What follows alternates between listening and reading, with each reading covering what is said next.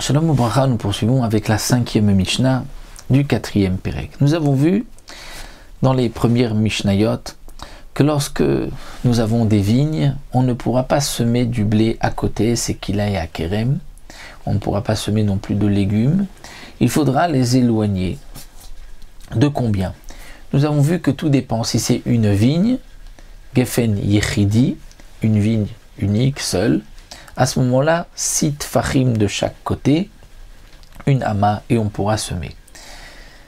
Si c'est kerem, c'est-à-dire plusieurs vignes, un champ de vignes, alors là, il faudra éloigner 4 amot et ensuite on pourra semer. Qu'est-ce qui définit un champ de vignes? À partir de combien de vignes? Eh bien, nous avons ici une marloquette entre Beth Shammai et Beth Hillel. À noter à Shura Shel Chamesh Kefanim, quelqu'un qui va planter une rangée de 5 vignes.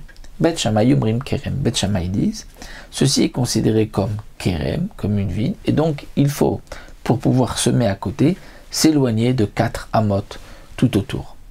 Beth Hillel Omrim Eno Kerem. Beth Hillel disent non, ça ce n'est pas Kerem, ça c'est Gefen Yechidi. Il est suffisant de s'éloigner juste 6 tfachim, une ama. Qu'est-ce qui est appelé Kerem? Atchusham shte shurot. Pour Beth Hillel, il faut 2 rangées. 2 rangées, c'est-à-dire que les 5 vignes soient dans 2 rangées. Lorsque nous avons 2 rangées, pour Beth Hillel, c'est là qu'on devra éloigner de 4 amot.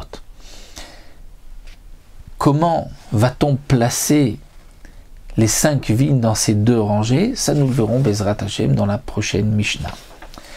Les fichar. Donc c'est pour cela, continue le Tana de la Mishnah. Azorea arba amot sheba kerem, Beth Shammai omrim kidesh shura achat, ou Beth Hillel omrim kidesh teshurot. Puisque nous avons ici une marloquette entre Beth Shammai et Beth Hillel, pour savoir qu'est-ce qui est appelé kerem, une rangée de 5 vignes, ou seulement lorsqu'il y a 2 rangées. Lorsque nous avons une seule rangée de 5 vignes, alors pour Beth Shammai, il faut s'éloigner de 4 amot. Et pour Beth Hillel, non, 6 tfachim. Quel va être le din? Et là, nous allons avoir encore une autre conséquence de cette marloquette, c'est ce que la Mishnah nous dit. C'est si nous avons semé du blé à côté d'un champ de vigne, à côté dans les 4 amot de ce champ de vigne. Eh bien, pour Beth Shammai, Kidesh Shura Achat, Kidesh, c'est l'expression, dit le Barthénora de la Torah, Pentugdash Amelea, c'est-à-dire que lorsqu'on a semé du blé à côté de la vigne devient interdite comme Ekdesh. Qu'est-ce qu'on va interdire? Eh bien, on va interdire une seule rangée, puisque la Torah a dit Vetvoata Kerem. Donc, Kerem, c'est même une rangée de 5. Beth Hillel omrim non, Kidesh Teshurot. Il va donc interdire 2 rangées, puisque un Kerem, c'est minimum 2 rangées. Donc, lorsque la Torah a dit Pentugdash Amelea Azera Shatizra Vetvoata Kerem qui va être interdit, c'est au moins 2 rangées. Ça, c'est une deuxième conséquence de la marloquette Beth Shammai ou Beth Hillel.